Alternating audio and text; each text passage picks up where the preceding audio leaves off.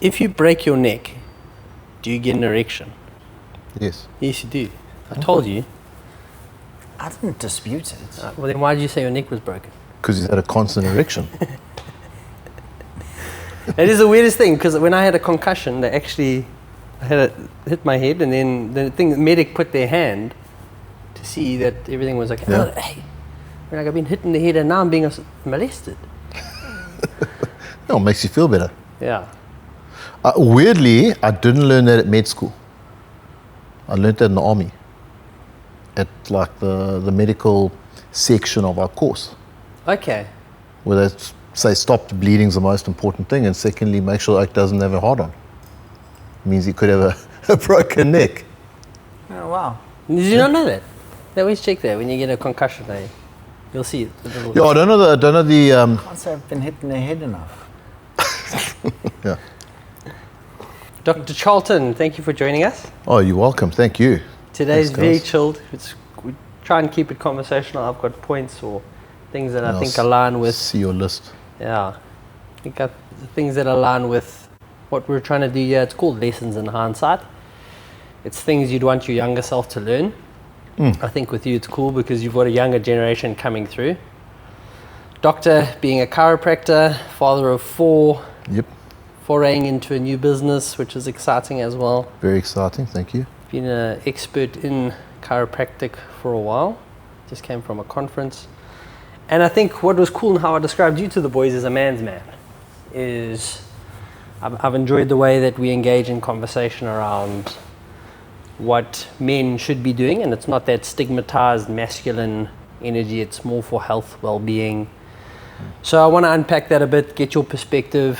You may not think you're an expert, but you're someone that people on the ground look up to, and it'd be cool to pick your brain. And if you could go back in time and not only just give yourself a couple of slaps, what would you say to yourself? Yo, there's so many things. Guys, thank you so much for the invites. This is amazing. What would I do if I went back? One of the toughest. It really questions. is, It's because really also hard. it's something you don't really want to unpack too much, because then you identify all the off-roads and the Too much self-reflection. too You're much like, self-reflection, and if I had to go back as a man, there's a couple of things I'd do differently. I think about like stuff that I used to do at school where I didn't put my best into it, and I can remember specific little incidents like not running a 200-meter race to the best of my ability. I know it sounds so strange, but that's one of the things that sticks with me from school. Everything else I did to the best of my ability, but one or two little things like that. Maybe not being intense enough at some of the sport that I played. It wasn't bad, but not being intentional enough. And also not studying hard enough. Studying is one of those things, like you guys know, for your bodybuilding. Yeah. It doesn't happen 3 weeks before the competition. Oh, look at you. 3 weeks before the competition. So I think little peripheral things like that. But one of the things, I know you're going to laugh, one of the things that I wish that I had done is be more honorable to women. Really?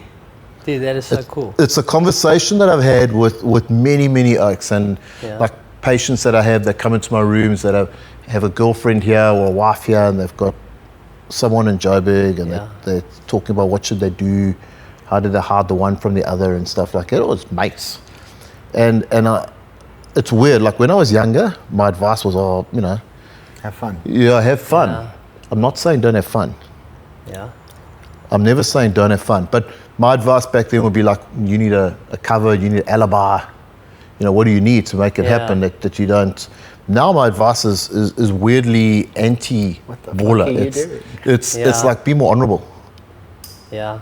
And I've got so many women in the past that I wish I'd be more honorable to. Doesn't mean I wouldn't have like played with the other ones. Yeah. I would have just been up front with the original one. And so your split of kids, you've got how many boys, girls? Boy, girl, boy. Boy, girl, boy. Yeah. You've said it in a weird way. It's very confusing. I've gone from oldest to youngest.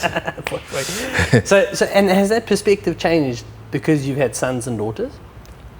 Yeah, I think you'll see Yeah. Each child, no, you're going to have 4 or 5 or 6 once you realize how lacquer it is. Okay. Each Let's one's- figure out how it happened. I don't know how we felt pregnant. That's because your missus is so hot. And so are you. This we know. Yeah, each one's got their own personality. Yeah. That's very true. Each one's got their own, you'll I've know. got 2, Each yeah. one's I've got got their 2 own daughters. personality. So I think with each one, it's a different relationship and a different advice. For Yeah. my boys, as they're growing older, like they're teenagers, so they know everything already. Yeah. You know. Dad, we need to have that talk about the birds and the Yeah, bees. I think I need to tell you a few things.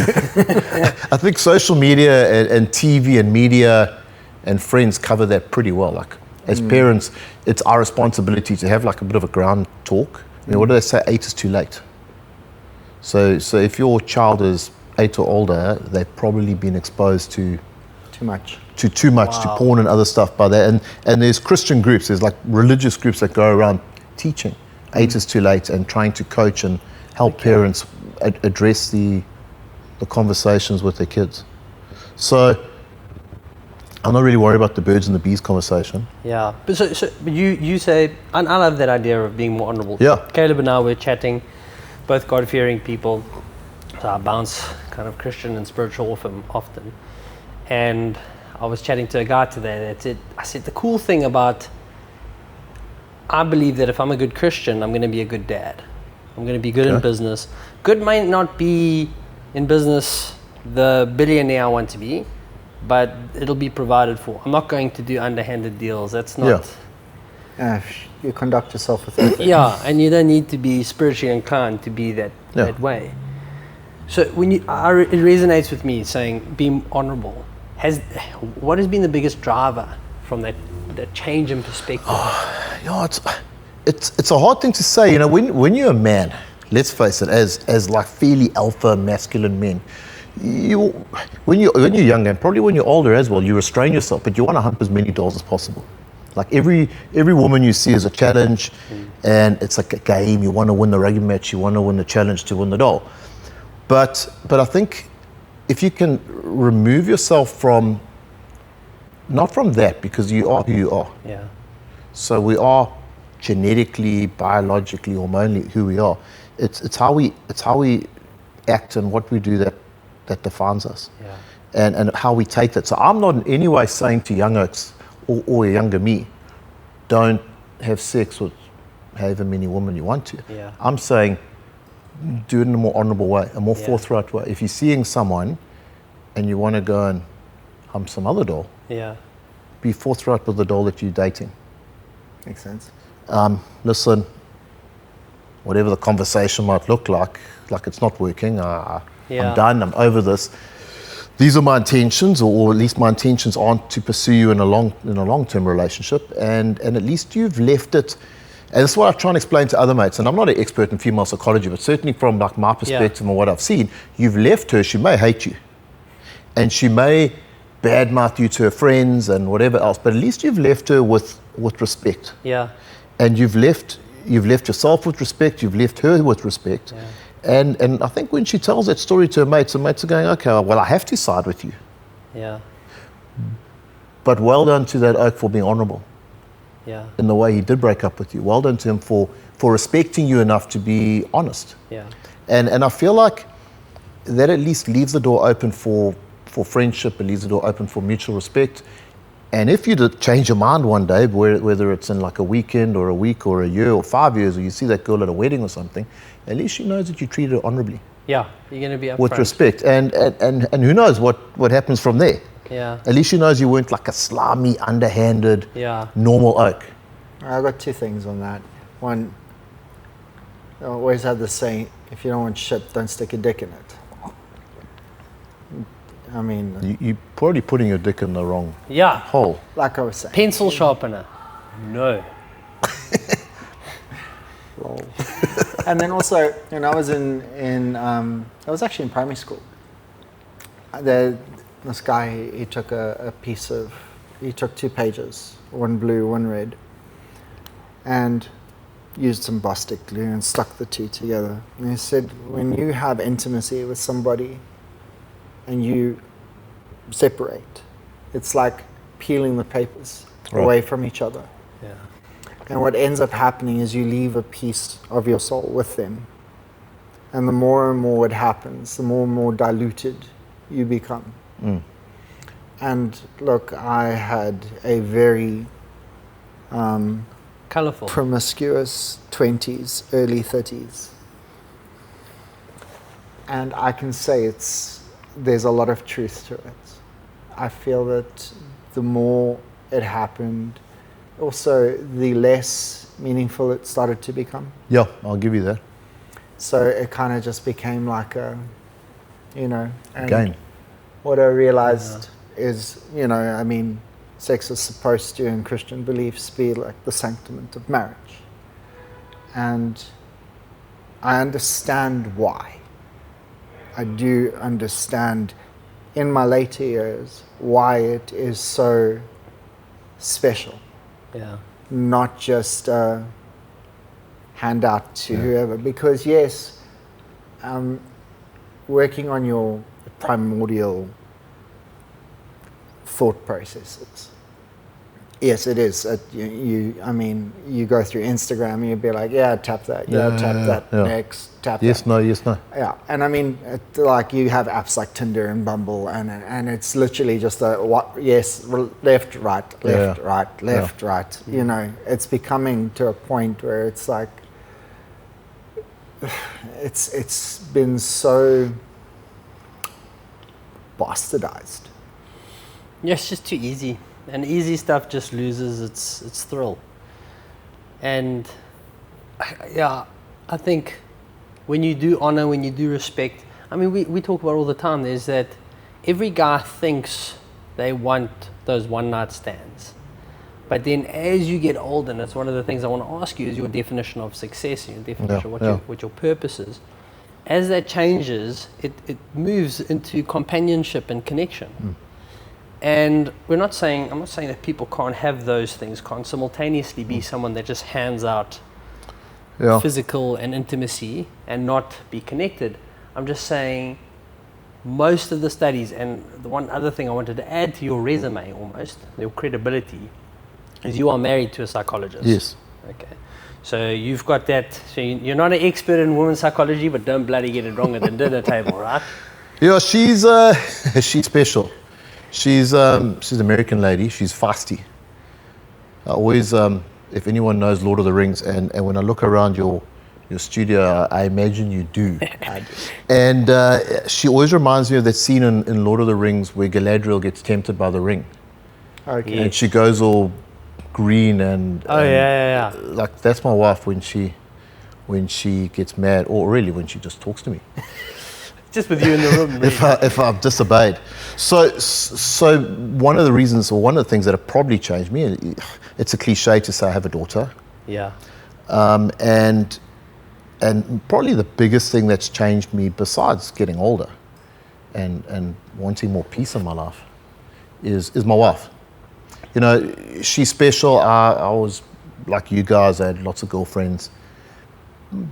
Like him, and most not of, me. like him. Like him, yes. And most of them, or a lot of them, were very, very, very good women, very good people, like humans and women of caliber. So and I know a lot of them are married now, and they're good wives, they're good mothers, they're good business people. So it was never really them. It was definitely me. Yeah. I realized that after my second divorce. Yeah. The problem's not you. It's me. It's me. And it genuinely was me. But with her, it was different. With her, it was just, I could not let this one go. Yeah.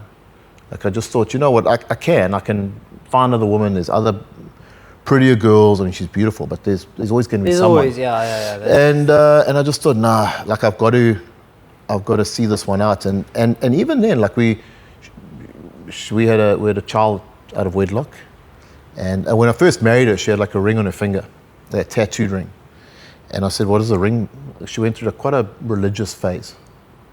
Like 5 years, she hadn't touched or kissed or slept with anybody.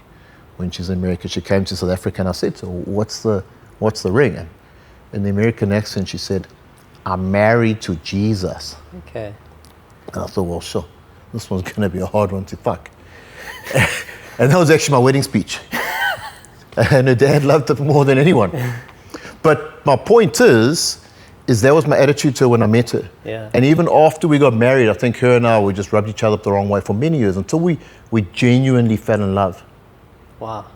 And since that, like now I see the difference she makes in the world and she makes in the home and the children and Durban North and Durban. Yeah. And so now my purpose has changed from behaving like a 20-year-old Yeah. to trying to help her make the biggest impact and the biggest difference that she can make in society, because she's incredible. So yeah, I mean, you spoke about purpose and stuff. Helping her, lifting her up and my children is my purpose, and that's what's changed a lot of my mindset.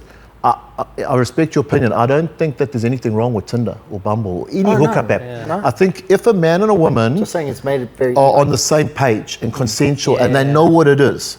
If Yeah. if I'm single and a woman comes here and she knows like it's just for what it is, Yeah. I think that there's nothing wrong with that.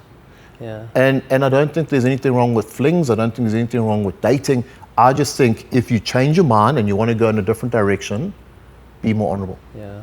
Like that's all I'm saying. The one Treat it more honorably. I often say, and it'll come up many times, but the one thing I'd go back and tell myself is that no matter what you do, it'll be okay, and you'll be on to better things. Because, and this is likely self-preservation, but that which has happened to me, even those worst days, have brought me here. Sure. Right? And it'd be hard to remove those little estuaries that come off this big river if it wasn't for that suffering I endured or stuff that I did wrong. Yeah. And it is self-preservation. I know no one wants to sit there and go, I wish I'd done that there because it just would have resulted in X. Yeah. We have to believe. But the thing I'd say to myself, I'd just go back and say, just, buy Bitcoin, things like that. But generally, just everything you do, it'll be okay. So I hate quoting my wife.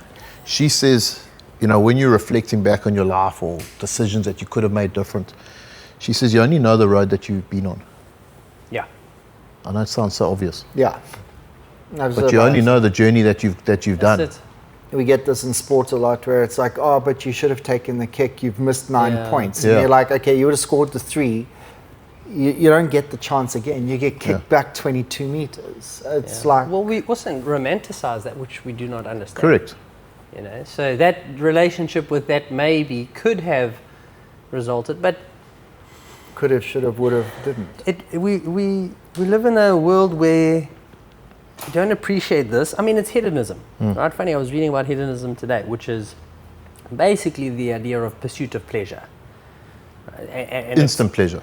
Yeah. Okay. So, and this, the philosophy around it is supposed to be a little bit more of sustained pleasure as well, because you can't really, because the commentary I read was on hedonism versus stoicism, and it defined hedonism as, what I always say is people do things out of one or two ways: is they pursue pleasure or they avoid pain. Okay. Right? Which do you think is the strongest? Pursuit of pleasure. You think pleasure, yeah? Is it?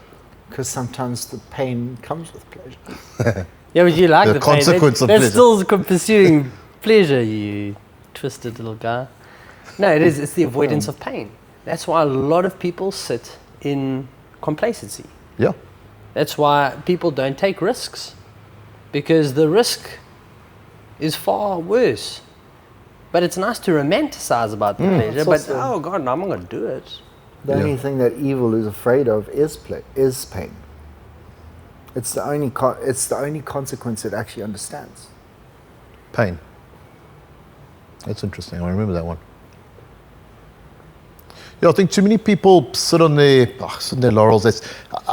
I think one of the things that we don't do, going back to the risks, is we get too comfortable. Yeah. And I think that's the biggest reason why we won't take risks, and that being too comfortable is the biggest reason why we don't grow. Yeah. I've gone through like a weird journey in the last couple of years. My oldest son's in high school, my other children are scattered around schools in Durban and stuff like that, and I was always one of those parents that bitched Bitch about the school, bitch about the community, Durban, the economy, whatever, like we all do. And then I reached a point where I was like, what am I doing? Why am I always the oak who's criticizing the people that are trying to make a difference? I don't like the way that SGB person or that member on that committee is doing something. But they're the oak in the arena. What's that poem by William something? Yes, the man in the arena. Yeah. And we always criticize the man in the arena who's actually making an effort to do something. Yeah. Or we might not like his direction, but he's the oak who's actually trying to steer the ship. Trying to do You know, something. so I've actually tried to get onto like school SGBs and part of like old boys associations and make myself uncomfortable. That's why I'm here. Is be uncomfortable. Well, thanks. I'm Yeah, glad we cheers. make you so uncomfortable. You lack a one-on-one, you lack a one-on-one, but like being here is out of my comfort zone. Yeah. And so for me, one of the things that you asked about when you're younger, like being uncomfortable, putting yourself in uncomfortable things, in an uncomfortable place. I mean, you look at some of the training routines, like their philosophies like Mensa.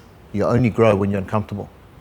Well, it's like we've always explained it as growing muscle fibers. Well, If your muscles are comfortable, they're not going to grow. If you don't put them under stress, they're not going to be able to cope with more. Correct. Incrementally, I think. Increasing.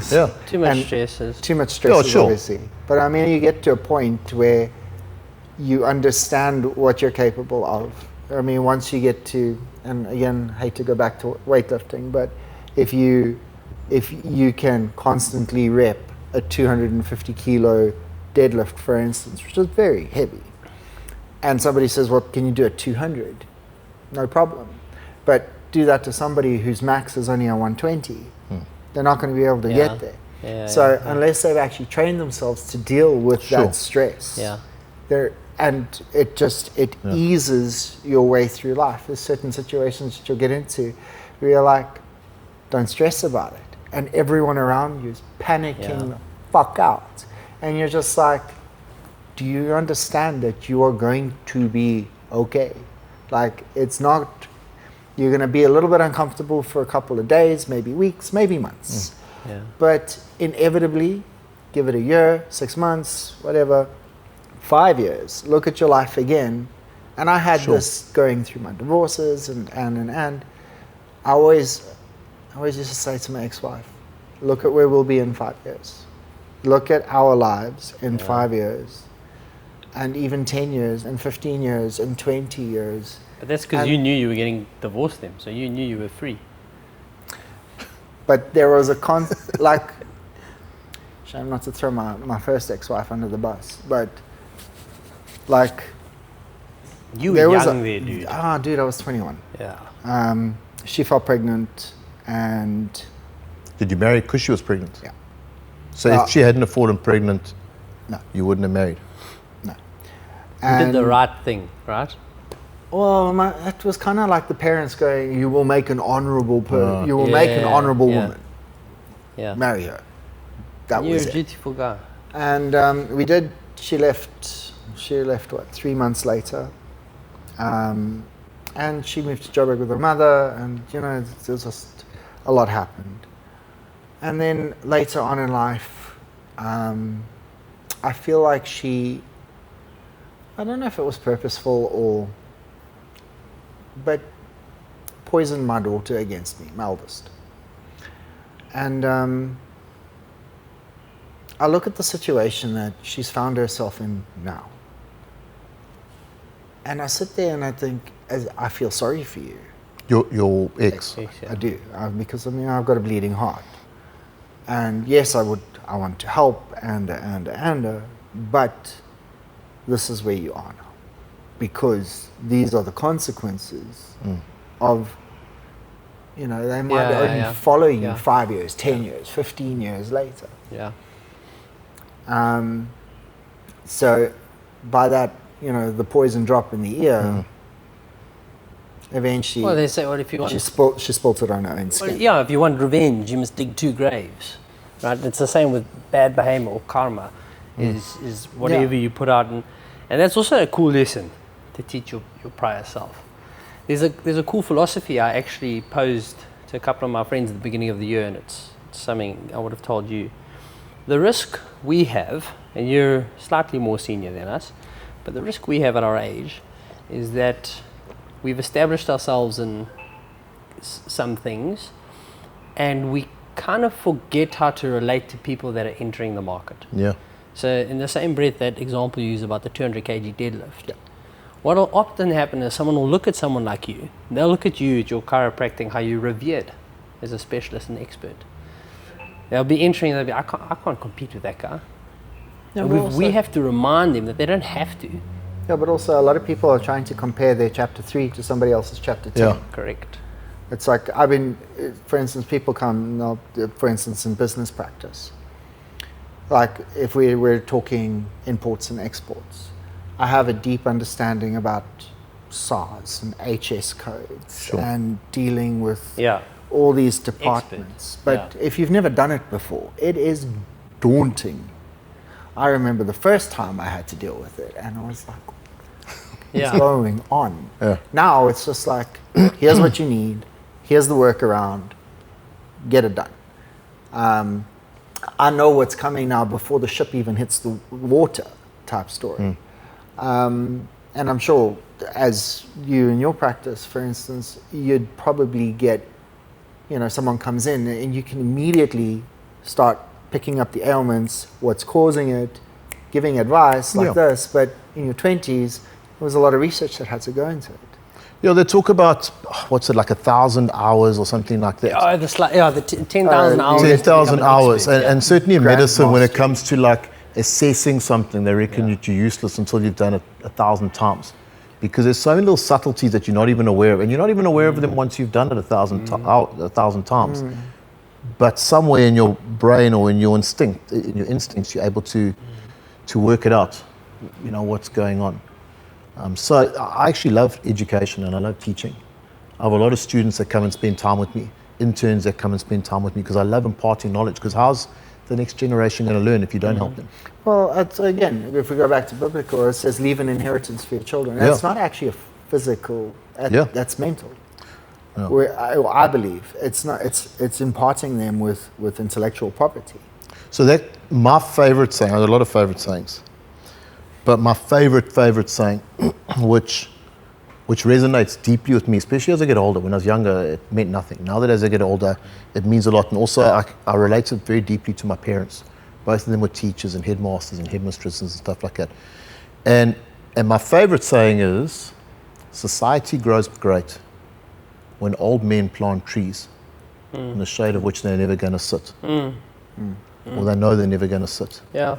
And I think, even like this, is you're planting seeds, you're planting trees. Yeah. That you don't know who it's going to resonate with and what difference it's going to make to someone's life and to their whole, so I'll give you an example. My dad was a maths teacher and my mom was she was a headmistress of Livingston. In his teaching, he was at George Campbell, so he had a lot of guys who weren't like top academics, but he got them through. And a lot of them went on to study whatever qualifications at university or at tech or just get N7 qualifications. And I believe, when I look back at that journey, he made a difference in that he gave them an opportunity where they got a job as a plumber, electrician, an engineer. They then earned money, opened a business, met a wife who fell in love with them because of their ambition or because of their success, or they bonded because they were a certain status or entity in life. And because of just getting boys through or girls through their schooling, I believe children were born if you follow the pathway, because of opportunities that allowed people to have. And so I'd like to think that I look for opportunities to plant seeds. Yeah. Whether it's education, whether it's a podcast or whatever. Yeah, but also on that, people also need to understand that academia is not the be-all and end-all. There are a lot of people in school who scored much higher than me in math marks, English, who are doing a lot worse than I am. You mean financially? Financially. If that's how you define success. Yeah. Or even just in life. drugs and alcohol. Once that gets hold of you, we had this discussion with Derek, you stop developing. And a lot of people have fallen into that trap of pursuing pleasures rather than pursuing purpose. So what would be like what would you define as meaningful seeds to plant then? Meaningful like that one. seeds to plant. Yeah, like in that same breath. That's because I agree. Listen, I think education is probably the thing that's going to save impoverished communities. And there's studies by Bill Gates, there's Melinda Gates, that when they go in, they throw education in the system and people understand how money's generated, how it flows, how basic economy works. The thing is every single human being has got different talents. We can't all be doctors, because where would we shit? Agreed. And what would we eat? Can't all be farmers, because who's going to look after our health? Yeah. Who's going to build our cars? Who's going to make the equipment for our farming equipment? Type story. So each of us have got our own unique talents. And the whole thing about being idle, if you're going to, and there's a parable that Jesus said about the 10 talents, the 5 talents, the 1 talent. And if you don't use your talents, they're going to be taken away. So basically, nothing's going to come from you doing nothing. Everyone has got talents. And I mean, you might be really, really, really bad at maths, but a phenomenal artist. And I see this in the tattoo industry. There are phenomenal artists, cannot do a frickin' sum, but earn a very good livable wage being on top of their craft. Yeah. It's about nurturing your talents. So, I mean, also the whole can't judge a fish by the way it climbs a tree type story. Yeah. It was Albert. So He was very good at maths. I think... Albert Einstein. Yeah, he was. E equals MC squared. He built bombs. But like back to your talent, right? Yeah. Which is the human body and many other things. I don't want to restrict you. But the one thing I wanted to talk about there is that you witness the degradation of the human body. Right? Like very seldom are people coming to you. This is how we met X-ray you. is like, bro, you're broken. Very seldom do people come to you and be like, hey, doc, body's 100%. Perfectly Just wanna aligned. come and check how you Chakras are. are fine. Right, and the time you've spent in this, you've got to have seen some kind of trends or patterns, or so we'll talk about sports injuries, we'll talk about like living injuries, and then we just talk about, I don't know, just the weird and wonderful sexcapades people come with you. I mean, obviously we're born, we grow, Yeah. we reach a certain point when things start breaking down, no matter who it is. And I'm always trying to explain to people, like you look at like old grandpa, he's 95, walking with the walking stick, he's doddery, he's shaky. You don't realize that at one stage that guy was a Cro-Magnon motherfucker. Yeah. He was fighting in the Second World War, shooting Germans or shooting whatever he was. He was dodging bullets, he was in a bar, having a bar fight, fighting over a woman, making love. Yeah.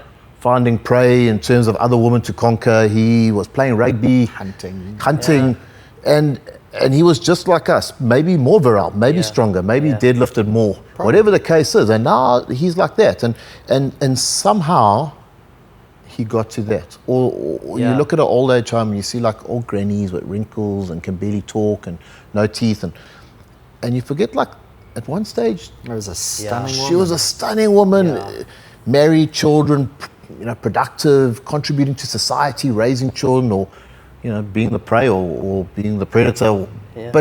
But you forget, and so for me, when I look at patients when they come in, I hope I'm answering your question. There's a continuous timeline. This is one of the biggest things I try and explain to patients, where you go from being healthy, or the perception of healthy, to diseased.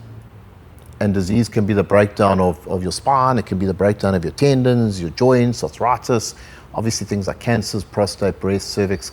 There's a continuum. And for me, what I try and do, like I'm quite passionate in trying to get involved early enough in people's lives that we'll go, I can't fix it. I can't stop it and I can't fix it.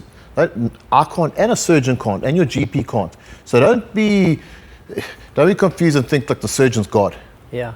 He can help fix something by wood cutting, by like being a blacksmith, Cauterizing a nerve. Yeah. whatever it is, and they're great. In South Africa, the surgeons are fantastic, but it doesn't stop the degeneration. Yeah.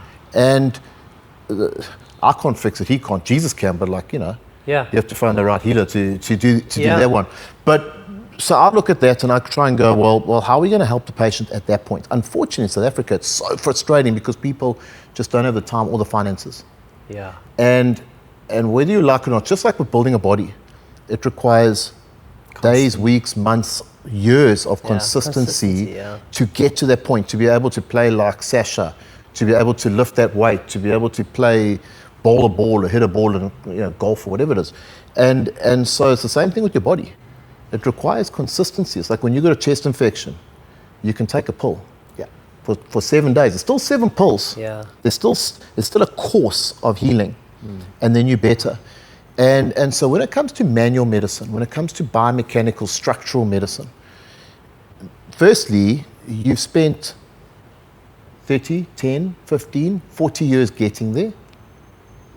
It's unlikely we're going to reverse that In 3 days. in 3 days, in 3 sessions. And secondly, when you take your pill, your chest infection goes away after 7 days. Yeah. But for what we do, you're still doing exactly what you did to get you to that point. So when you come and you see me and you're feeling 90 or 100% better, that's great. Yeah. But it's about now what? Because once again, you're still sitting at your desk, you're still looking at your cell phone, you're still sleeping on that pillow, you're still eating all the crap that you're eating, or you're still lifting 300 kgs, or you're still playing rugby, or whatever it is, whatever brought you to that point, you're still doing it. Yeah. And so then we have to go, well, what are we going to do to help you on your journey to slow it down? I compare it to, I know you guys have heard this many times, I compare it to a car. If the wheel alignment's out in the car, there's going to be wear and tear. Well, there's going to be wear and tear anyway. There's going to be exponential wear and tear. Okay. So whether you service your car or check the wheel alignment, you're still going to have wear and tear.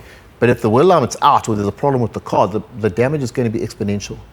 That exponential damage is going to lead to other issues. Yeah. Those other issues are going to lead to other issues and quite possibly affect the original problem. And it's the same thing with your body. It's the same thing with the wear and tear. It's the same thing with the degeneration. Yeah. It becomes a rapidly aging thing. So your aging becomes exponential as your growth hormone switches off, as your body stops healing, as you stop sleeping, Yeah. as life happens and you get less time to train or eating healthy foods and stuff. So I try and, my dream with my patients is to try, my passion is to try and intervene and help them moving forward, especially guys in their sort of late 30s, 40s, 50s. I want men, sounds weird, I want men to live their best masculine life, Yeah. to live their best male life. I want you, if you're a man, to be able to play rugby in your 40s or 50s. I want you, if you're a man that enjoys gym, to be able to do that, to surf, to play be able hockey. to do it with your kids. Yeah. To be able to do it with your kids, but also there's something special about doing stuff that you love and are passionate about with your kids watching you. That's also true. Yeah, I like that. Whether you're playing golf or cricket or rugby or surfing or whatever it is. Riding Yeah. bike. Riding a bike that your kids can actually either participate or realize there's life outside of school. That dad did that. You know, I don't know if you can. I can think back to when my dad played rugby or cricket or whatever when I was like 4 on the side of the field or 5. Thinking back to, there's something outside of it. Yeah. I'm trying to hold on for rugby until my 18-year-old can play one game with me. I'm actually trying to hold off until my 8-year-old can play one game. We'll see about that. Start moving from 14 inwards slowly until you're number 1 or 2. Yeah. Well, you do. Now it's like I'm at SA Legends. I'm at number 2 or 1. I've gone from 14, as you say, 8, 6, lock. Now I'm in the front row. Also got fat and old. So you see, I mean, you touched on a couple of things I wanted to chat. Yeah. One of them is you're treating me for an injury, and I'm at this negotiation with you, God, and my surgeon. Is that most complicated one of my career? Hey, and I need to think about it. And I asked Rob. Well, he gave me some advice the other day. As I said, do I just go and get another surgery done, see if they can fix it, or do I see how much of the work I can do? And I often I've tabled that discussion as outsourcing the work, taking a pill for the problem. Yeah, that's a good way to put it. I'm going to use that. So do I just want someone else to fix it for me, or can we fix it, right? You've given me some exercises, they frustrate the hell out of me. Often I'm walking out of the gym like, I want to punch a wall because I'm like, this thing doesn't biomechanically work like it is. I used a poor analogy with Rob here, and he corrected me scientifically, and I don't mind making myself look stupid. Is I said, it's like you get a cold and you decide, hey, I just need an antibiotic. Antibiotics do not cure colds. And he's saying, and I said that actually, he said antibiotics don't cure colds, but I think that makes my point better. You idiot, why are you taking antibiotics? You just need to wait out the cold. Be a little bit uncomfortable for a period of time. There's no medicine that's going to fix you. So, I mean, that's a negotiation. How do you, are you neutral? There is the stigma that chiropractors are against surgery. Yeah. So there's a lot of stigmas with regards to chiropractors, and it is one of the most frustrating things that we have to deal with as a profession. And I've got my own personal opinions, which I'm not really going to air too much, but I think it boils down to the individual patients and their mindset and their expectations. Like, what are your expectations? Chances are, you're going to have certain ceilings, you're going to have certain limitations. And if you're able to understand that, then you're able to understand where your parameters are and what your objectives are, and also your mindset. Like, you've got an amazing mindset. I don't know Rob as well, but like your effort that you've put into trying to rehab your injuries and all that you've achieved in bodybuilding, and so your mindset is superb. Your expectations are, we haven't quite established that, because I know they go up and down as you've had your baby and all these things, they change. So for me, it's about managing the patient's expectations, their mindset, and unfortunately in South Africa, their finances. I would love to treat everybody all day for free. And I mean, I've told you guys, in the US, where the medical aid will say to you, even if you're almost perfect, go see your chiropractor once a week for the rest of your life, we'll pay. Because we'd rather pay for the consultation than the inevitable surgery. Really? So they recognize it as a preventative medical? My family, my family's American and South African. Their chiropractor there, she'll see between 80 and 160 patients a day. A good practice in Durban is like 15, 12. Joburg and Cape Town might be different. 80 to 160. You just line them up and just be like... No, you see, and that's the whole thing. It's actually superb. Everybody thinks that. Yeah. It's superb. She's got 4 rooms. Each room's got a fully kitted system, probably better than my systems that you guys have been exposed to, because they've got more access to finance. And in each room is an assistant, but like a trained assistant, who takes their notes, who does everything for them, like when you go to the ophthalmologist or the cardiologist or dentist. And the assistant does the rubbing and the modalities, the heat packs, the ultrasound, whatever it is that the chiropractor wants.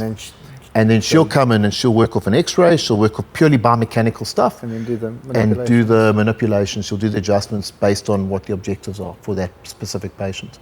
So the medical aid says, go and see that person once a week for the rest of your life, because we'd rather, every time something happens, you'll know now, something happens, I pulled that, we put a needle in, we adjust it, and you feel better because you're able to deal with it. And you prevent the hip replacement or whatever the case is. Yeah. So it's more like a journey, and I try and compare it more to like a personal trainer. It's the consistency you get with a personal trainer, the little tweaks that you get, where it's a journey. There is no destination.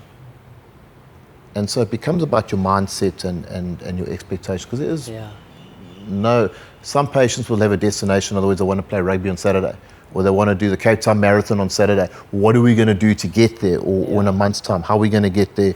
My Achilles heel or my back or whatever is broken. How are we going to fix it? I did that to William Haynes. I went into his rooms and he's like, Rob, your shoulders.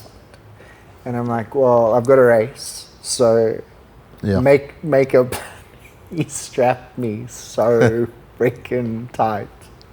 I was stuck like this, and he's like, okay, get into your riding position. And he just strapped the whole place where I couldn't move until I got to my bike. I was strapped like that. Oh man, good times. I love those patients because those oaks, which is the majority of my patient base, they understand. Like, that's their goal, that's what they want to do. We can't wave a magic wand and they're going to be better, and we work together to try and get them to that point. So I used to be like a team doctor with like the Shark, or the teams under the Sharks and stuff like that, and you go on tour, and they'll have 3 games on a tour. So now you've got to keep the oaks in the game. Yeah. Practicing and in the game, you've got to balance, like it's a balancing act to keep the guys, and I do love that. So I love like trying to figure out what we're going to do to keep you in the game. Yeah. Maybe not so much you, because yours is... Yeah, I know. It's a tricky one. Because I want to go... It's like, if you can get it fixed, get it fixed. It's like if you get a puncture in your tire, and you can get a new tire, replace the tire. The problem is sometimes there's other consequences. So like in manual medicine, I send patients for x-rays and I send patients for operations. Like I'm never ever, I actually missed that question earlier. I'm awful. Go to the surgeon, get a second opinion. If he wants to operate, well, that's your decision. Doesn't mean he's right. Yeah. Just means his version of the solution is in that direction. He may be right, but it doesn't mean he is right. And I have sent you, or I've said, go see him for that second opinion. I'm big on second opinions. Not that you're doubting me, but if you want another opinion, go, because I might have missed something. Or I might be spot on, but I might not know something else that someone else knows. So I'm all about get your second opinion, and if the surgeon says let's operate, it's your call, it's your body. And if you choose to have the operation, go for the operation. Afterwards, we'll work on what are we going to do thereafter. The problem with the operations is often there's consequence, and I compare this to braaiing meat. If you're braaiing meat and you take it off and it's underdone, you can always put it back on. But if you take it off and it's grey and horrible, you can't undo it. And it's the same thing with surgery. If it's not a medical emergency, 'cause sometimes it is. If it's not a medical emergency, you can go to the chiropractor, go to the physio, go to the bio, do your rehab, and hope that it's going to work. A lot of the surgeons, when I'm like, dude, you need an operation. Go to the surgeon. They put in plates. Go get an operation. Guys with scruples often send the patient back and say, no, tell Charlton to try harder. Tell them to try for another 6 months. If nothing works in 6 months, then we'll look at it. I'm like, so obviously, well played, you know. I respect those opinions. Yeah. But the point is, once they've done the op, they've cut fascia, they've cut skin, they've cut tendons, muscles, whatever it is that they've done, you can't undo that. You can't undo the scar tissue and the damage that's been done. I'm not saying it's wrong, but I'm saying it's been done. Yeah. And if it's possible to try and keep you in the game without the surgery, then that's generally going to be the first choice. Yeah. And when you look at, so you meet guys, I mean, we're injured of I slipped and fell with both my bloody arms, so it wasn't even gym, which was frustrating. But usually you'll get guys that'll come in there and that have done something. Yeah. Or maybe they did nothing, right? And those are the worst. Because what I want to talk about is, how do you future-proof your body? As you age. Yeah. Well, I mean, obviously if it's sports specific, you're proofing it with generally proven kind of preventative things. You know, if you're playing rugby, if you're doing cricket, whatever it is, there's techniques and there's certain exercises that guys will use to try and protect their joints. If you're training, warming up properly and technique. But I think as you age, there's a lot of philosophies and a lot of theories. Okay. So one is literally to see your chiropractor, getting the alignment, getting the joints loosened. Sounds like a study written by a chiropractor. 100%. So yeah, like it makes sense that the looser you are, the more supple, the more flexible you are, the less damage you do. The less damage, but also the more resilient you're going to be. Yeah. You know, you fall, use your example, you fall if you're looser, you're going to, you got more chance of being resilient. That was the thing I was always what I used to say to him. It's like, yes, you train and you look good, but are you functional? Yeah, we've got friends that look good. but they can't do anything except that unilateral movement of lifting that weight and that range of motion, pushing the. I've seen lots of big gym boys that look beautiful that come down to rugby. First match, pulled a hamstring or hurt or popped a bicep, and I'm glad that they're there, because everyone's welcome. trying. People must try, and they try. They're the oak in the arena, but you can just see the resilience to that is not there. That's the one thing. I mean, Rob's seen it. I've changed my training, and we often talk about it. Yeah. Because I'm a very one-dimensional athlete. Yes, sure, I'm the SA champ. I've reached pretty much top tier where I could. But now I think about kicking a ball with my boy. Yeah. You know, and I think, shucks, if I can't even get down and bath this kid. I'm lucky I started mobility and functional training when I was injured 2 years ago.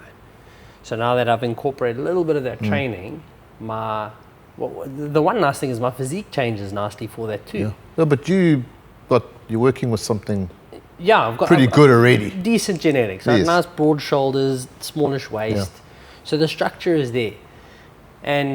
But I've also wanted to, I've never really thought about this from before, not having a kid or having a wife, is the sustainability of what I was doing. And now they sit there going, shucks, what if my kid really isn't a hiking? Please, God, no. But if he is, then that's what we're doing. I think you guys, like the big boys, are at a massive advantage when you reach that point in life.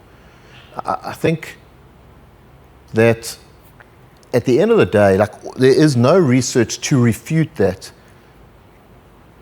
stronger is better. Okay. I'm not talking every horse, pig and duck injection under the sun, like strongman, international strongman and balloon muscles and stuff is better. I'm just saying stronger is better. Stronger for your physique is better. And it's better for a number of reasons. Like we've chatted about, besides the fact that if you fall, if you're stronger, you're more resilient. Besides the fact that as you got to that point of being stronger, unless you're taking all sorts of enhancing things, your tendons are going to be thicker, your muscles are going to be thicker, they're going to be more resilient to the fall, using your example. And then there's a whole lot of other things like physiological. The more muscle mass you've got, the more sugar you're burning. The more you're scavenging, damaging things in your body, like sugars and stuff like that you've got a lower chance of those excess sugars causing fat or causing other disorders. And I just think that always, like if you can choose one thing to train weights. Yeah. Because the consequences, and also for men, it results in testosterone. It results in a whole lot of other stuff that is beneficial. But what I'm saying is guys like you're there already. You've got the muscle mass. Now you can add the flexibility. Yeah. Now you can add the fitness, the run, the cycle, the bowling, the cricket ball, kicking the ball with your latte, the surf. That part's easy. Getting to that, where you are, that takes how much commitment and how much time to get there. It's weird, like we often see, I mean, I'm working up to some heavy lifts at the moment because I just want to be strong again. Yeah. But when I was younger, my squat used to be 220 kgs. That was my working weight squat. I was happy there, 6 to 8 reps work. And now, if you watch me train legs, it's a lot more intentional and deliberate. And it kind of goes back to that point where I have a lot of guys watch me doing single leg press with 60 kilos and be like, that's how you got big legs. Yeah. I'm like, no. Yeah. I did the work. Yeah. I did a lot of ego lifting when I was young and dumb. That's why I let kids do it, because they've got to. Yeah. Right? And the other point I made is that when I see kids lifting stupid, I often go, oh my God, what is wrong with them? And I think, but that was me. We all had to. When you're 20, you're bulletproof. Yeah. Like you can keep loading and keep loading and keep loading. And the only thing that fails is it's not like a muscle snaps. I mean, like I used to bench press 65 for 12. I used dumbbells. Dumbbells. Yeah. Oh, I was going to say, because I didn't know how to do it. Does he not know? I used to warm up with 55s. Right. Now if I have to do a 55, I could feel things start tweaking, pulling. Yeah. I'm like, I threw away the warranty card. Even as you were saying, leg press, deadlift, I had personal bests were well over 200. 195 was my PB on bench press. It was ridiculous. Now, I wouldn't even dare try to do 120 for my max. But would you feel that you want to? Like, would you want to build up to that? Would you feel the challenge if your mate said, here's a bench, let's... Not anymore. No. No. And that's the difference. No, I think the older I get, the less I feel like I want to prove or need to prove. You know, I used to sit there and compare myself to somebody else's chapter 10 when I was still doing my chapter 3, and watch the guys in their 30s and 40s and me being 18, 20, thinking to myself, I can outpush you. But I mean, if you had to go back to probably smash me, you know, like, oh, what, you only benching this? Bitch, please, step aside, you know, let me,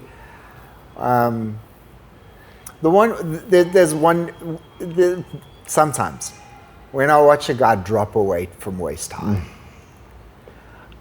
that's when that asshole inside me groans, and I just want to go pick up the weight for them and be like, this is how you pick it up, and this is how you put it down nicely.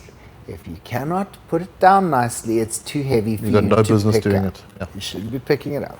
And even with the guys when they're getting spots, I watch them and they're pushing, and you watch their spotter sweating. Because he's doing the work. And you're sitting there going, bud, what the fuck are you doing? If you need a spotter, if that spotter has to touch your shoulder and you do not rack it, it's too much.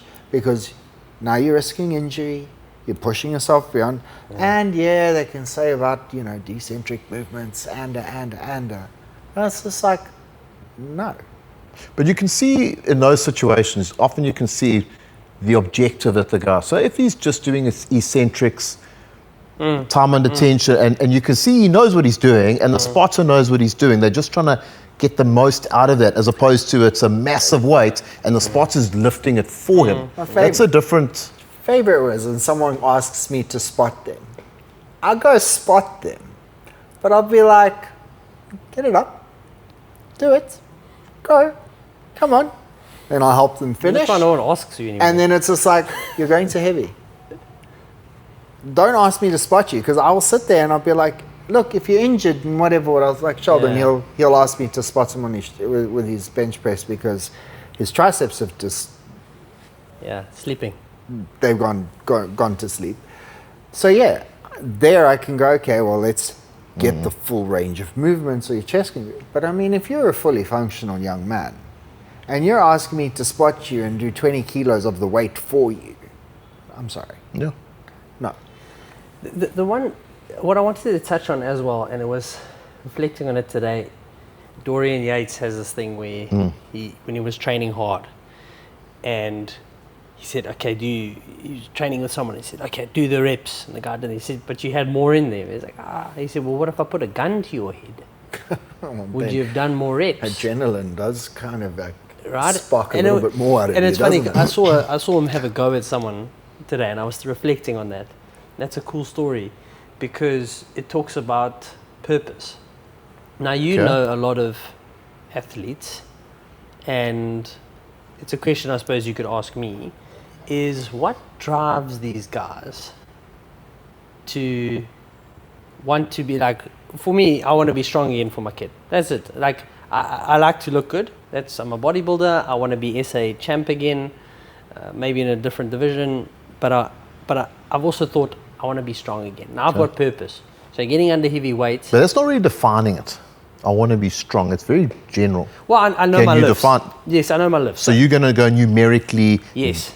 If I hit that weight. Yeah, I'm strong. Tick, I'm strong. Yeah, that's correct. So you quantify your objectives. That's it. So I know what output I want. It's quantifiable. It's achievable. Right. Okay. Now, before I've just been, I want to look good. So that's been the driver. So if it's been like, okay, cool, do 5 reps. And now it's burning, and I'm like, but I need to get shredded, and I know high volume. Then I do another 5. Now it's like, okay, I've got to do the uncomfortable thing of putting a 5 kg on every single week until I hit my weight. Till you get your weight, yeah. So for me, I understand my driver. What you see a lot of elite athletes. Yeah. What drives these guys, even at school level, even for you? What's driving these guys to do that extra? No, it's a good question. I mean, there's a lot of research done on that. Yeah. A lot of guys, I mean, there's different things for every person. They're just different. You know, they're willing to do, okay, this is more about their success. They're willing to do what other people won't do. So, what's that thing about? Obsession. Yeah, I'll be willing to do what others won't do so that you can do it when they can't, or something something like that. I just think some people want to be better. They want to be the first team guy. They want to be the first choice fly half, or they want to be the guy who lifts the heaviest weights, or the prettiest guy on stage, or whereas a lot of people just live in, I hate using the word mediocrity, but a lot of people are happy being comfortable. Yeah. And not taking that risk, or not being the man in the arena. And if you want to be in the man in the arena, you have to be good enough to be the man in the arena. Yeah. And to be good enough to be in the man in the arena, you just have to have that, but also, that drive. In order to become the best, you have to become obsessive. Yeah. Well, what was that thing? Was it rugby, or was it? Yeah, it was rugby. Somebody, like might have been Ibn Etzebeth, or one of those guys said, like, in order to be a professional rugby player, everybody talks about balance. It's like in life, you can't have balance. Yeah. Don't expect to have balance. If you want to be a professional athlete, don't expect to have balance. You can't have balance. Yeah. You've got to have obsessive drive. And you look at some of these, like, I read a lot of biographies of top special forces operators, or sportsmen, or doctors, or whatever. And so many of them will shut out everything. He won't eat that because of how it's going to affect his body. Yeah. When he's competing in 3 years' time, and his competition in 3 years' time is 10 seconds. Yeah. He's working for 4 years, 3 years for those 10 seconds. That's a sprinter. As a sprinter, for example. Yeah. Or a swimmer, or a shop, or whatever it is. Just because now, 3 years' time, he won't eat that cake because of how it's going to affect his outcome.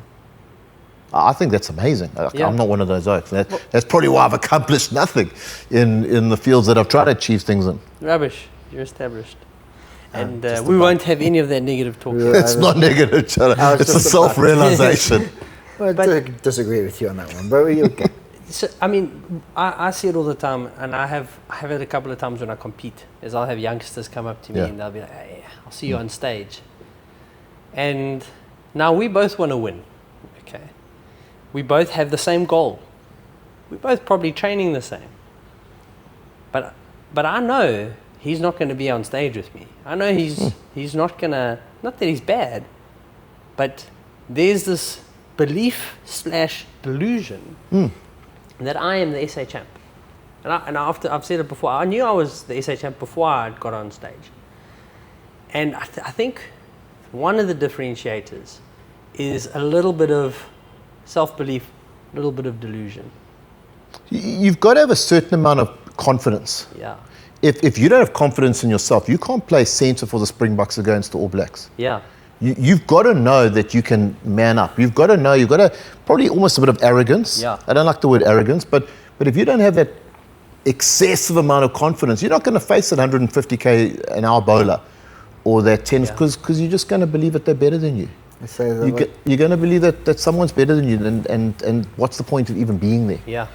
So, but I also think there's something else, and I think it's beautiful that you can't help your genetics, you can't help your heart, you can't help your bone structure, whatever the case is. So there might be guys, I mean, you've got great genetics anyway, both of you, but there's going to be people with better genetics. Yeah. No matter who you are, there's always going to be someone with better genetics, but there might not be someone with better work ethic. Yeah. Yeah. And even though he's got better genetics, if you can outwork him, if you can out-train him, there's a good chance that you're going to beat him, because it comes down to that work ethic and that mindset. The 95 World Cup mentality is we might not be the most technical, but we will be the fittest. We will outwork our, and I mean, you're going into a World Cup final that, 100 minutes? Yeah. You had to be the fittest. In those days, because you didn't have the subs. Yeah, one of my friends says it well. Machine gun Willem. It's just about to say, who's a Machine Gun Kelly? Nah, Willem. This is the cool one. He's a bodybuilder. He's very good. He's one of SA's best classic bodybuilders. And he says genetically, like, great, like massive shoulders. He says he works like he has shit genetics. Because when there's a guy that has better, like, good genetics, he knows he's outworked him. Right? I always say the best thing that ever happened to my bodybuilding career was my injuries, because my work ethic. I remember thinking I was going to look like Frankenstein on stage. So I knew I had to outwork everyone. I knew my condition had to be the best. Because if it came down to symmetry or someone who had bigger arms than me, I was going to lose. Yeah. So I didn't have that leeway. Right? And so that was a weird thing, because I knew I was SA champ, but I was also balancing. I hope I don't look like Frankenstein. Oh, yeah. And look at you now. Yeah. Frankenstein's monster. No, wearing the green, That'll the green blazer. The literature monsters. It's not Frankenstein, it's Frankenstein, the monster that was the ugly one. Oh, yeah. Yeah. Did you compete? Powerlifting? Trying to get him to compete. For me, it was always I got to 107, and I was the most uncomfortable I've ever been in my life. Powerlifting, I enjoyed the powerlifting aspect of just pushing myself to new PBs, but I never really had that yearn to go and compare myself to somebody else. For me, it was always I'm going to put my best forward, and that was it. I didn't need to. I had no desire for trophies and medals. In other sports? Super fit. No, but he's functional fit. Like, he'll break down walls and do. I played rugby. Construction. I surfed, bodyboarded, and I'm very much a fish to water. Everything I did well. Cricket, indoor cricket, indoor soccer. Enjoyed playing So soccer. you got the sporty, athletic ability. Very much so.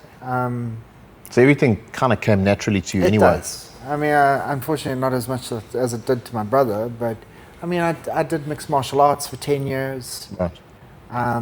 And in my opinion, the best way to physically fuck yourself up. Not just getting punched in the face, but I mean, mixing it up with boxing, jits, ground and pound, you know, like also, you know, rather be a warrior in a garden than a gardener in a war. Yeah, I like that. I think it's very much our philosophy. Yeah. You'd rather. There was a confrontation that I had to go and have with somebody out today. And the confidence that you have going, look, if the guy swings at me, at least I know how to handle it. If it goes to the ground, I know how to handle it. You breathe easier. You expect it. You don't let the adrenaline take over. You're calmer. And that calm through that storm is generally what keeps you alive. Yeah. You know, it's like having a car accident, you know, a drunk driver drives into somebody else. It's always the drunk driver that survives. It's because he's so fucking relaxed. It's the other person's tensed up. Back to your point of being flexible. Yeah. So, like I was saying, it's just, so in my 20s come early 30s, before I had my bike accident, which completely destroyed my shoulder, I used to really enjoy my mixed martial arts. Okay. And unfortunately, it came to a grinding halt when my labrum decided that it would now be bone-on-bone grinding. And that'll affect most sports. Yeah. I can't even pass a rugby ball anymore properly. Could you ever? Yeah. That's what lots of like say. I heard you had a shit pass rate to begin with. Anyway. You used to run it. No, I heard rumors. Actually, I was there for defense. Didn't need to have a good pass. But that kind of ties in back to what we were saying about, there's this weird perception that especially men hold, that they've never fought before, they have no practice fighting, they haven't thrown hands in years, someone's going to come up to them, they need to defend their family, or they need to do something, and like, do you think you're just going to rise to the occasion? The Navy SEALs say, no, you sink to your systems. Rob is a calm guy. He's always calm. I've seen him in multiple confrontations and conflicts, and it's practice. You've been in that situation before. People have been in your face. Yeah. If you're not, and this, it's like that theme also, is if you're not preparing your body for a tough life, this degradation, this degeneration, you're not giving it much of a choice. No, it's going to happen. It's going to be exponential. Yeah, it's going to accelerate. On that throw down thing, I tell my sons, run. Rather just run away. There's no dishonor in just removing yourself. And I'm not saying if you got your back to the wall and there's no option, that's different. But my advice to anyone is just run. And the reason is, for me, is you don't know. You hit someone, they fall, they hit their head on a curb, you hit them, they land in a car that's going past. Yeah, okay. There's all these consequences, and also you don't know, like, you know all the jiu-jitsu and everything else, but normal people in society, they don't follow the rules. So you don't know what he's got, how quickly he's going to go to a weapon, like all these things. And I definitely agree with you on being able to take care of yourself. I totally agree. But in like a real life situation, I would just rather tell anybody, just remove yourself, get out of there. Look, also I think having that in mind, it's like you also understand that, yes, if I hit you in the head and I strike you at a certain thing, or even hit you in the sternum, I could kill you. Just by accident. 100%. And understanding the consequences of it. But in self-defense, like, it's completely different. It is true, and it is self-defense and stuff. He swings first. But I would still rather be like, you know what, I'm not even going to do it. I'm not saying I'm not going to defend myself, but I would if there's an opportunity. And I think back, I mean, in the old days, like, you're actually young. Durban was violent. South Africa was violent. Every single oak was in the police or was coming out the army on leave or pass. Every nightclub you went to, it was just fights, and it was horrible. But that was our scene that we just lived in. And I think back to the fights that we had, and the enormous brawls in Umhlanga and all over the place. And I think, thank Jesus that there were no more consequences. Or you think back to like the odd time when you drove home drunk or whatever the case is, stupid stuff that you've done, and you think, thank you that there wasn't more consequences. I think that that's actually been a negative in what is? The fact that there are now more consequences for that. Because, I mean, let's face it, us guys get into a brawl, it's over, it's done, we love each other, it goes on. If we do love each other. Now we treat each other like women do, and they don't speak to each other for fucking forever. Yeah, there is that. But I think also, like, society's changed. Like, men aren't men. A lot of men. You are. But a lot of men out there won't go, they'll stab you, or they'll sue you, or there'll be all these other little consequences. You know, I watched a fight between some oak, he was like the world champion karate oak, whatever it was. He was like quite a mean mother. And it was in like a parking garage, and he got mugged, or there was something that happened. And he totally dominated the other guy. He had him in some jiu-jitsu move with him, and he was winning. It's on CCTV. The other oak pulls a knife out of his pocket or whatever and starts stabbing. That's dirty. And it is dirty play, but they don't care. We care because we got a bro code. If you and I start throwing down now, we got a bro code. We know we're not going to go for weapons and stuff like that. And afterwards, we'll go have a beer. Yeah, I'm going to pick up a fucking chair and hit you over there. Oh, I'm live. I'm going to dodge or run out the door. I'm using the guitars. No, look, I mean, like I said, if it comes to defending yourself and it's life or death, you find whatever you can find. You're going to sort it out. Life or death's different. I got knives and axes and swords all over my house for that.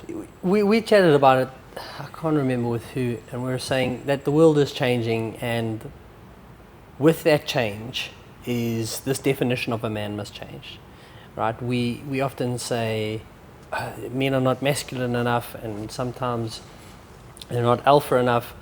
And then we sometimes have to take a step back and say, but perhaps EQ is a little bit more important in a world that is more sensitive, right? Now, do we feed into that, or do we rebel? And listen, I don't know the answer, but it's an interesting perspective. I use the example. You need balance. Yeah, I use the example at business. You know, we kept forecasting 10% growth on revenue. We said, that's great. I said, what about cryptocurrency then? Where does that put that?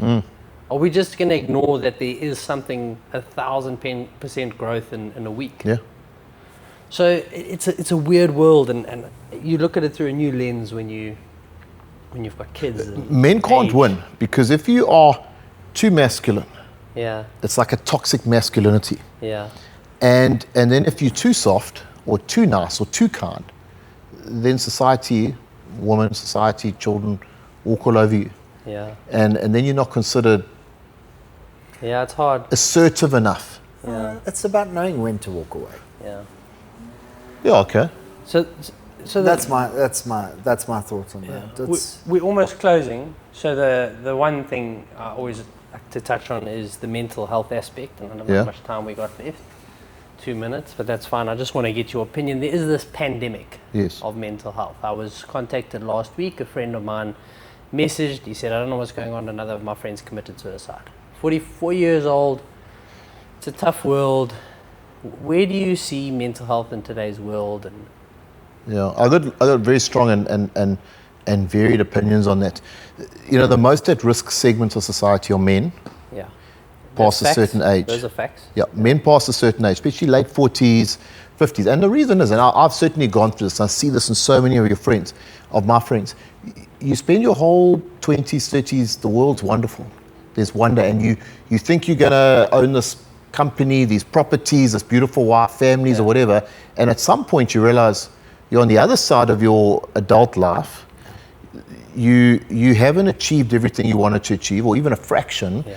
You've got marriage issues or girlfriend issues, children issues, life issues, and you're staring into this abyss. And now you're 50, and most people are retiring in the next 12 years. Yeah, 12 years ago, you were 38.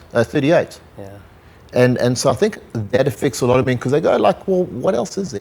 yeah, Especially if your children are grown up. Like, all the best years of your life are gone.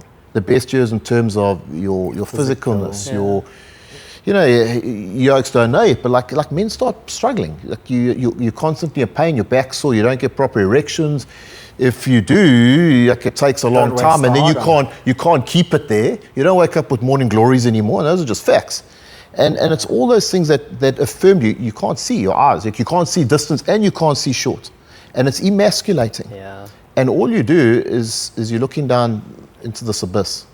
And I think that's where a lot of men reach that point where they go, well, what's the point? The point? best of everything is gone. Wow. I might as well end it on my own terms. I'm not saying do it. I'm just saying that to answer your question, I think, What is the point then in that what's the stage? point of doing it? I think everyone's got to find their own point. I think it's a mindset. Like, you touched on a lot of valid things, like finding the beauty, or finding the value